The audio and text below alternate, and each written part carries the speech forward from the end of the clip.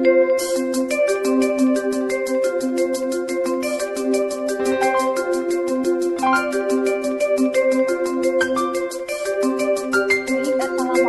warahmatullahi wabarakatuh. Waalaikumsalam warahmatullahi wabarakatuh. Sebelum kita memulai pembelajaran pada siang hari ini, alangkah lebih baiknya kita berdoa terlebih dahulu. Berdoa menurut agama dan kepercayaan masing-masing dimulai.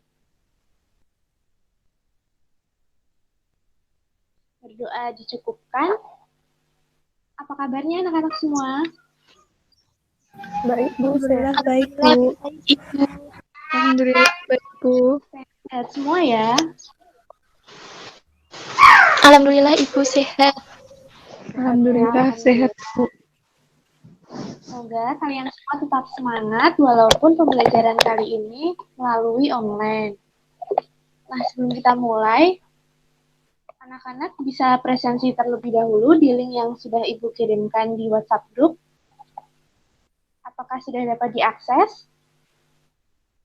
Sudah, Bu. Bisa. Sudah, Bu. Baik. Minggu lalu kita telah mempelajari mengenai pengertian komunikasi secara umum, lalu unsur-unsur dari komunikasi. Nah, kali ini kita akan mempelajari mengenai komunikasi efektif. Hari ini kita akan membahas mulai dari pengertian komunikasi efektif, tujuan komunikasi efektif, dan cara berkomunikasi yang efektif.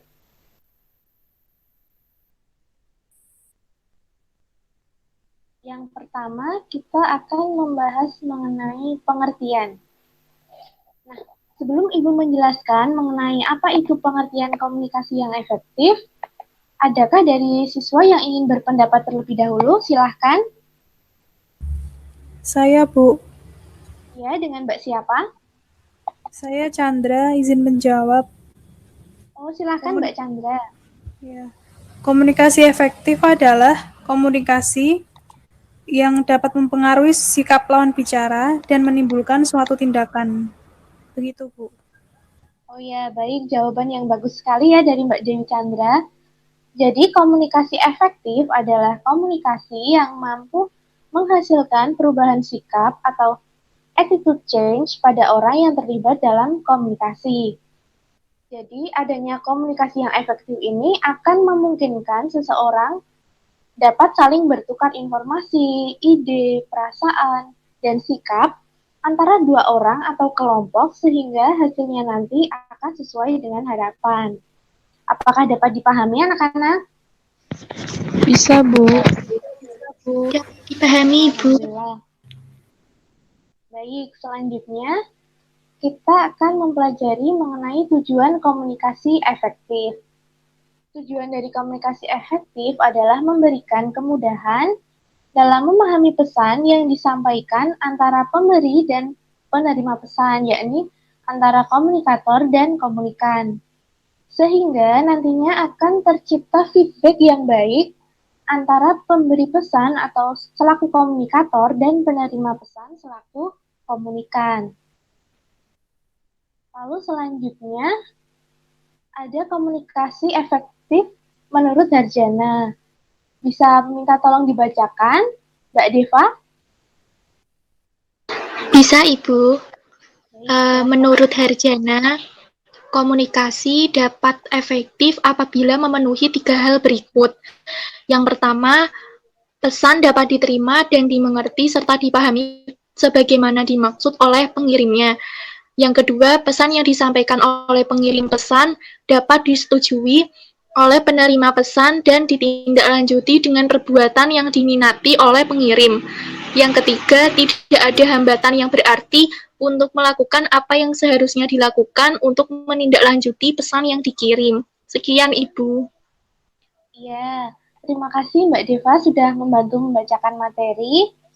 Jadi dari 3 hal yang komunikasi yang efektif menurut Harjana dapat kita terapkan ketika kita melakukan pembelajaran online, yaitu kita memanfaatkan penggunaan video conference sebagai media komunikasi. Hal ini kita lakukan mengingat saat ini kita masih melakukan pembelajaran secara jarak jauh, seperti itu. Sehingga ketika ada informasi penting yang sifatnya segera untuk disampaikan, dapat tersampaikan dengan baik walaupun terhalang oleh jarak, seperti itu. Yang nantinya informasi ini dapat menjadi bahan anak-anak untuk dapat mengerjakan tugas-tugas yang akan Ibu berikan, seperti itu. Apakah dapat dipahami anak-anak? Bisa, Bu. Ini Ibu. Baik, Ibu akan melanjutkan. Selanjutnya yaitu cara komunikasi yang efektif. Yang pertama, memahami sudut pandang orang lain. Yang kedua, berempati terhadap lawan bicara. Yang ketiga, aktif mendengarkan. Yang keempat, mengetahui lawan bicara. Yang kelima, memperhatikan bahasa tubuh. Nah, dari kelima cara komunikasi yang efektif ini, adakah yang ingin ditanyakan? Silakan dipahami terlebih dahulu. Jika ada yang ingin ditanyakan, bisa open mic. Saya, Bu. Baik, dengan siapa? Saya Dinda, absen 25, izin bertanya, Bu. Baik, silakan Mbak Dinda.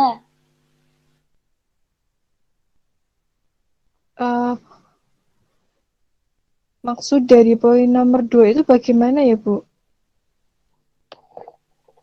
Baik, maksud dari poin nomor 2 yaitu berempati terhadap lawan bicara. Mungkin anak-anak ada yang ingin menjawab terlebih dahulu pertanyaan dari Mbak Dinda. Saya, Bu, izin memberikan pendapat. Oh ya, silahkan. Dengan Mbak siapa? Saya Dinar. Jadi, Oh ya, baik, silahkan Mbak Dinar. ya, jadi maksud berempati yaitu adalah berempati terhadap lawan bicara menurut saya yaitu mampu menempatkan diri pada situasi yang dihadapi oleh lawan bicara. Seperti itu, Bu. Baik, jawaban yang luar biasa sekali dari Mbak Dinar. Jadi, empati merupakan kemampuan untuk menempatkan diri pada situasi atau kondisi yang tengah dihadapi oleh lawan bicara kita. Dengan berempati, seseorang mampu merasakan apa yang dirasakan oleh orang lain, sehingga komunikasi akan terjadi dengan baik sesuai dengan kondisi psikologis dari lawan bicara kita. Apakah sudah cukup menjawab, Mbak Dinda? Sudah, Bu. Baik. Selanjutnya, adakah yang ingin ditanyakan lagi? Belum ada, Ibu. Belum ada ya. Baik, Ibu akan melanjutkan memberikan kesimpulan.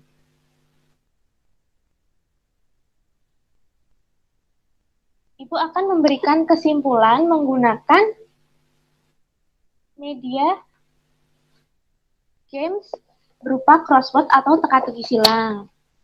Nah, di sini nanti Ibu akan memberikan 6 pertanyaan yang nantinya akan dijawab oleh 3 orang siswa yang masing-masing siswa akan menjawab 2 soal. Apakah dapat dimengerti? Mengerti, Bu. Bisa, Bu. Baik, jadi nanti siapa yang ingin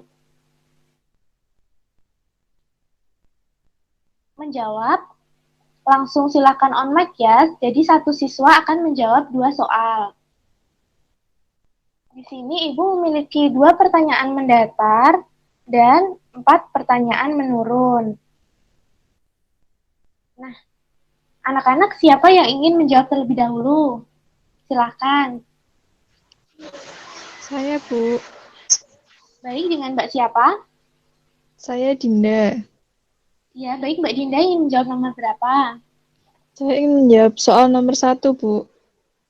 Baik, suatu proses penyampaian informasi dari satu pihak ke pihak lain disebut Komunikasi, Bu, jawabannya. baik komunikasi ya. Baik, kita lihat dulu jawabannya apakah benar. Ya, tepat sekali jawaban dari Mbak Dinda. Untuk nomor satunya, nomor yang mana? Untuk nomor satunya, saya ingin menjawab nomor 5, Bu. Nomor 5 ya. Ya. Komunikasi dapat efektif apabila memenuhi 3 hal yang dikemukakan oleh Jawabannya adalah Harjana, Bu. Harjana ya. Mari kita lihat jawabannya apakah benar. Jawabannya Harjana. Terima kasih Mbak Dinda. Mbak Dinda akan mendapatkan nilai tambahan. Lalu untuk siswa selanjutnya, siapa yang ingin menjawab?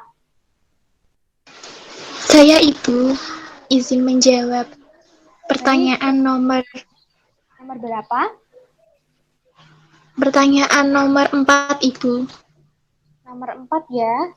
Respon yang diterima oleh pengirim pesan disebut dengan Jawabannya feedback, Ibu. jawabannya feedback ya. Baik, kita lihat apakah benar. Ya, tepat sekali jawaban dari Mbak Deva. Jawabannya adalah feedback. Lalu nomor berapa lagi Mbak Deva? Nomor 6, Ibu. Nomor 6 ya, komunikasi yang mampu menghasilkan perubahan sikap atau attitude change disebut dengan apa? Menurut saya efektif, Bu, jawabannya. Baik, komunikasi efektif ya. Baik, kita lihat. Ya, tepat sekali jawaban dari Mbak Deva. Dua jawaban yang benar akan mendapatkan nilai tambahan. Lalu untuk 2 nomor terakhir, siapa yang ingin menjawab? Saya, Bu. Baik, silakan Mbak Dewi Chandra. Nomor 2, Nomor 2 jawabannya apa? jawabannya komunikan, Bu. Komunikan ya. Baik, kita lihat terlebih dahulu apakah jawabannya benar.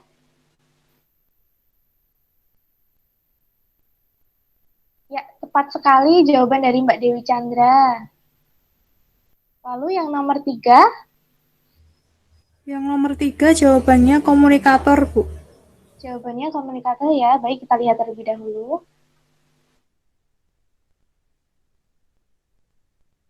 Ya, benar sekali 2 jawaban dari Mbak Dewi Chandra. Jadi, jawaban-jawaban dari anak-anak ini adalah merupakan kata kunci dari pembelajaran kita pada siang hari ini. Di mana komunikasi yang efektif adalah komunikasi yang mampu menghasilkan perubahan sikap atau attitude change pada orang yang terlibat dalam komunikasi, yang bertujuan untuk mendapatkan feedback dari komunikator atau pemberi pesan kepada komunikan atau penerima pesan. Seperti untuk mendapatkan komunikasi yang efektif, dapat memenuhi 3 hal yang telah dikemukakan oleh Harjana tadi. Dan cara-caranya sudah Ibu jelaskan ya tadi di 5 poin tadi. Seperti itu. Adakah yang ingin ditanyakan lagi? Adakah yang ingin bertanya? Belum, Bu. Sudah jelas. Belum ada ya. Apakah kesimpulannya dapat dipahami dengan baik? Bisa dipahami. Bisa, Bu. Baik, sebelum Ibu tutup, Ibu mengingatkan kembali terkait presensi. Untuk anak-anak dapat segera mengisi presensinya ya. Karena presensi akan Ibu tutup di akhir pembelajaran ini. Baik, Bu.